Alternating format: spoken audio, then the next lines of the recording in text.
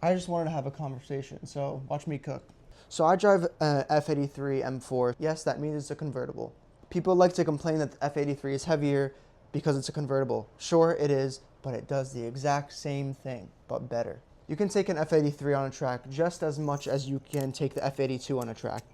But then yet again, how often are you really tracking your car? Obviously, we all know BMW does an excellent job on weight distribution. They didn't take that away from the F83. The car has an inline-six twin-turbo engine, the S55 to be exact. It gets a lot of hate because of the sound it makes, right? But don't let that take you away from being interested in F83 or an F82. There are many ways to get around the noise. All you have to get is a mid-pipe, minimum. I do prefer the equal-length mid-pipe just because it takes away that raspy noise and really shows how aggressive that car can be. As long as you're following maintenance and staying up to date on your oil changes, the car is very reliable. This car is super easy to make a lot of power on just from a few modifications. A lot of people are concerned about the crank hub failing, this and that. I honestly believe that it's a myth, but for your safety precaution, you could get the crank hub changed. But that doesn't take away from the fact that changing the crank hub can mess up your engine. So, spooky. The car looks so insanely aggressive all the time. If it's dirty, if it's clean, if it's crashed even. You can keep the car stock and it still looks insane. You can't compare it to a lot of cars on the road.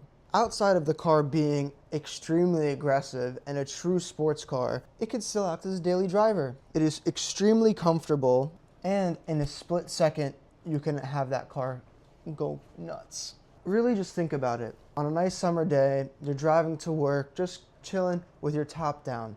You can't do that in much, and the car still looks good. A lot of convertibles don't really look too good, but because of how focused BMW was on creating such a beautiful hardtop convertible, magnifique, it's fantastic. Another video talking about how well insulated BMW has made their cars so you can't really hear that noise. Not a problem with the F83. Drop the top and you'll hear it. And just imagine if you have a real exhaust on it. Whew. At the end of the day, the F83 is a great car. If you're really on the fence of buying an F83, go out and take it on a test drive. Take the F82 on a test drive.